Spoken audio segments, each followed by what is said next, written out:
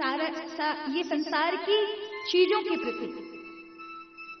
हम कभी कहते हैं, बहुत लोग कहते हैं कि हम तो तीर्थ यात्रा में बिल्कुल जाते, हम तो मंदिर दर्शन करने बिल्कुल जाते, पर क्या करें, बेटे का जो छोटा सा नाती है ना, ये जाने नहीं देता है, ये रोक लेता है, दादा मत जाओ, दादा मत जाओ। बताओ तो कैसे जाऊं? पोते ने रोक लिया, पोते के प्रेम ने। पोते ने नहीं रोका, दादाजी आप खुद रुक गए हैं, क्योंकि आपने मोह को पकड़ रखा है, चीजों को पकड़ रखा है, आपसे छूटती नहीं, आपको लगता है दुख मिलेगा। अब आप बताओ, लोग कहते हैं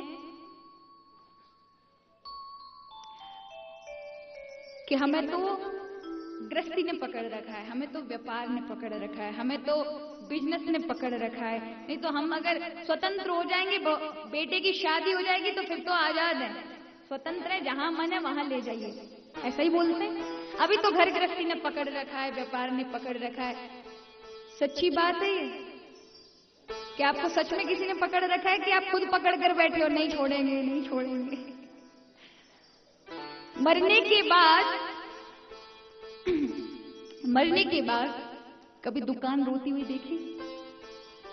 नहीं। कभी खेती बाड़ी रोती हुई देखी? अरे मेरा मालिक जा रहा है, मुझे कौन देखेगा?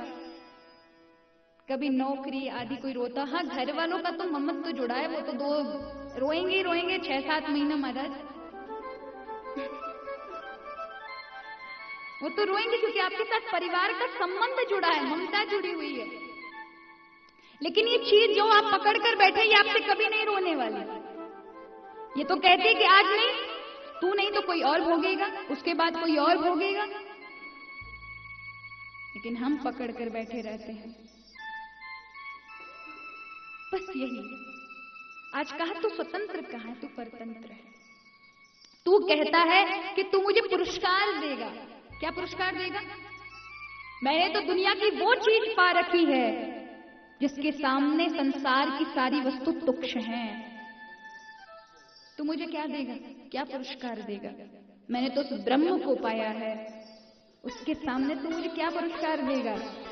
तूने कहा कि तू मुझे सजा देगा। तेरे अधिकार, तेरी सत्ता में जीवन मृत्यु है, तू किसी को जीवन और मृत्यु दे सकता है? क्या वो तेरी सत्ता में है?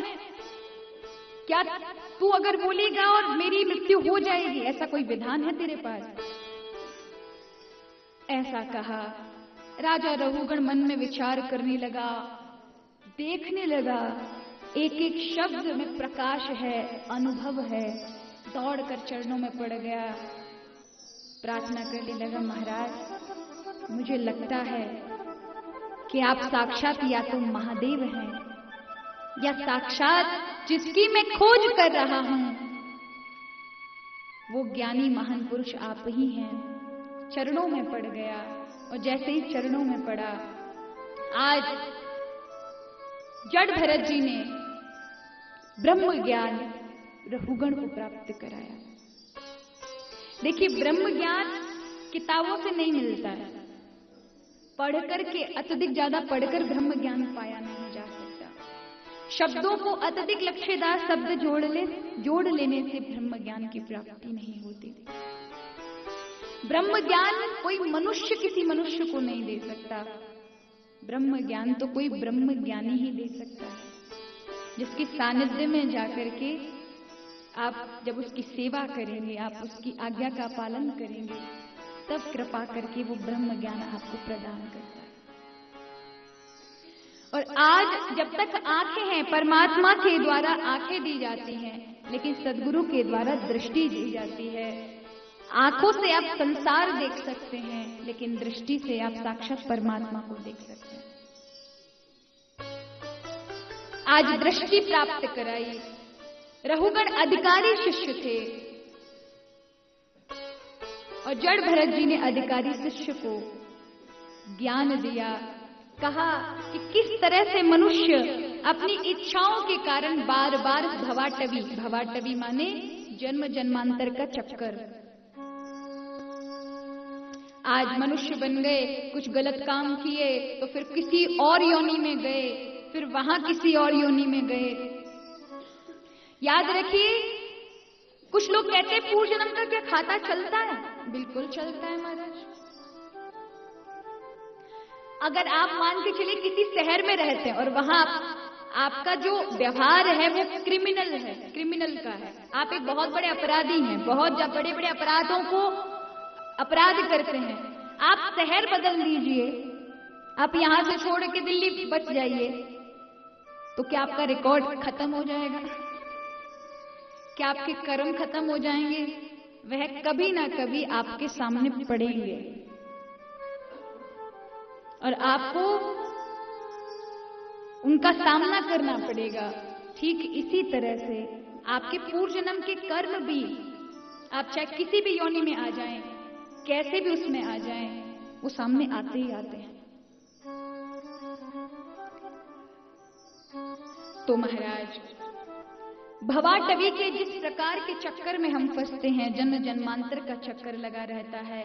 जड़ भरत जी कहते एक बंजारा जो होता है, बंजारों के पास घर नहीं होते, वो जहां कहां सड़क पर अपना त्रिपाल आदि डाल करके, या कोई वो जो खच्चर होता है उसकी जो गाड़ी होती है, ऊंट गाड़ी, उसके नीचे बैठ करके उनकी रास्ते में शादी ब्याह जन्म मृत्यु सब हो जाता है। इसी तरह से इस संसार के रास्ते में ही हमारा जन्म, हमारी मृत्यु, हमारे शादी ब्याह बाल बच्चे सब हो जाते हैं। ये भवाटवी का ही तो चक्कर है। परीक्षित जी महाराज को गोस्वामी तुलसीदास जी ने अनेक अनेक लोगों के बारे में बताया और नरक आदि का वर्णन किया कि 28 प्रकार के नरक होते हैं। इतना सुनते परीक्षित कहने लगे, प्रभु क्या ये सत्य है? क्या स्वर्ग और नरक होते हैं? क्या ये इसमें सच्चाई है? क्या स्वर्ग और नरक आदि जो कहे गए ग्रंथों में वो होते हैं? कहा बिल्कुल होते हैं। सदग्रंथों पर, जो ग्रंथ हैं जिनमें जो चीज लिखी है उन पर विश्वास करना चाहिए, वो कभी गलत नहीं हो सकते। जो चीज है ग्रंथों में लिखी है तो वो चीज है, कहां है, क्यों है, कैसे है, वो अलग बात है। अरे स्वर्ग और नरक की तो यहां भी आपके खुद के भौतिक जीवन में भी चलता है। यदि कोई बालक अच्छा काम कर देता है, अपने घर में कुछ अच्छा काम किया, तो माँ क्या करती है? पैसे देती है। पिता क्या करता है? पैसे देता है, बोलता है चलो बेटा आइसक्रीम खा लो, या मैं तुझे आइसक्रीम खिलाऊंगी, मैं तुझे ये करूंगी, या बेटे ने अच्छे मार्क्स लाए तो अब तुझे बाइक मिलेगी। क्या करती है? ये होता है, ये स्वर्ग है। और कुछ गलत काम कर दिया तो फिर पिटाई मिलेगी। विद्यार्थी जब स्कूल में अच्छा काम करता है, अच्छे से पढ़ाई करता है, तो उसे पुरस्कार मिलता है, और वही अगर कुछ गलत अपराध करता है तो उसे दंड भी वहां से मिलता है। ये क्या है? ये स्वर्ग नरक है। आपके संसार में भी तो जरूरत पड़ती है स्वर्ग नरक की। स्वर्ग नरक आदि गुणों की वृद्धि करने के लिए है, पापों से बचाने के लिए है।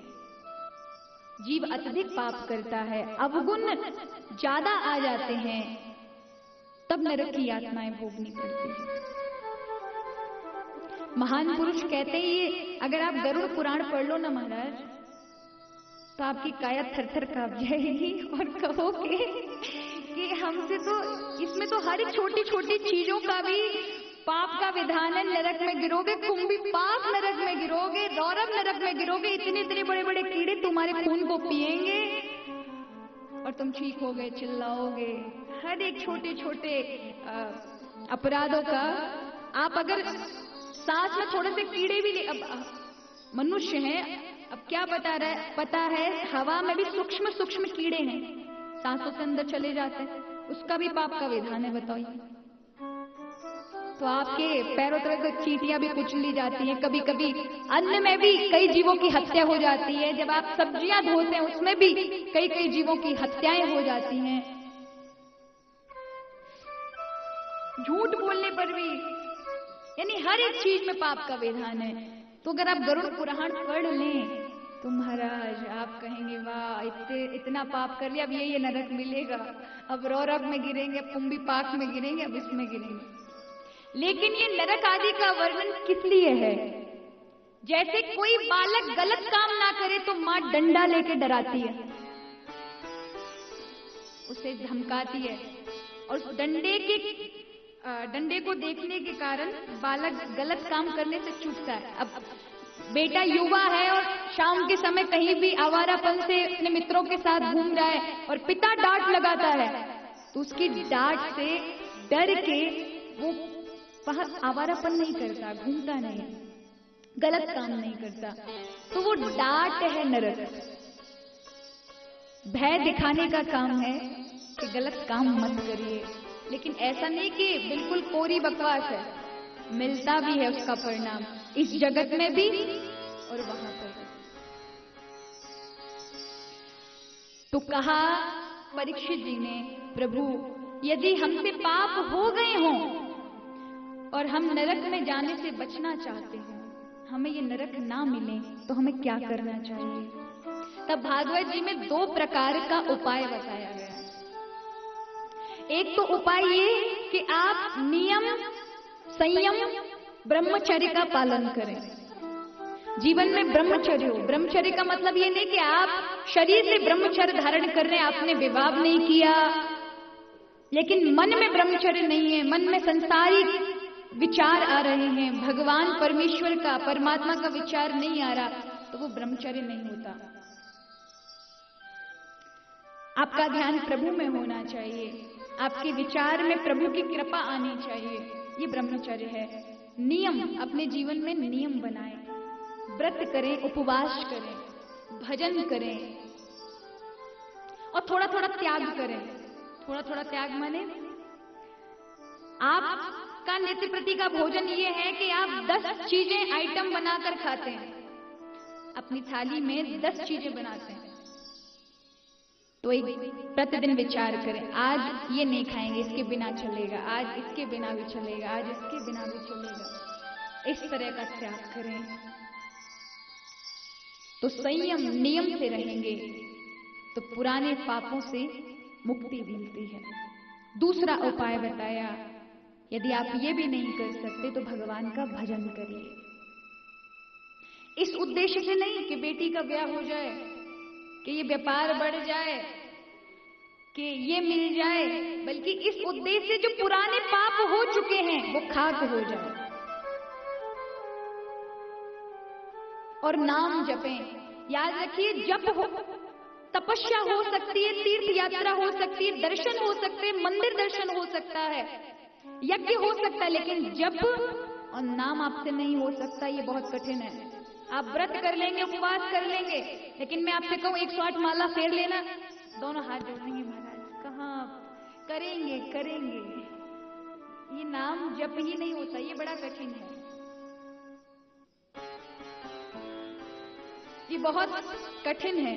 लेकिन जप यदि कर लिया, आपने नाम ले लिया, तो आपको अन्य कुछ करने की जरूरत नहीं है, क्योंकि तपस्या, यज्ञ, उपासना, व्रत आदि सब उस नाम में ही समाहित है। अगर आपने एक नाम जपा तो ये सारी साधन आपको उसी में मिल जाएंगे। लेकिन फिर भी सब कर लेंगे पर नाम नहीं जपेंगे। ये तीर्थ यात्रा किस लिए करते हैं? मन को शांत रखने के लिए, मन को भगवान की ओर लगाने के लिए, साधना करने के लिए। और यहाँ आने के बाद भी व्रतियों को देखिए, इच्छाएं खानों पर रहती हैं, इच्छाएं सुख सुविधाओं पर रहती है, ये नहीं मिला, वो नहीं मिला, ये असुविधा, वो असुविधा। तो आपने तीर्थ यात्रा का क्या लाभ लिया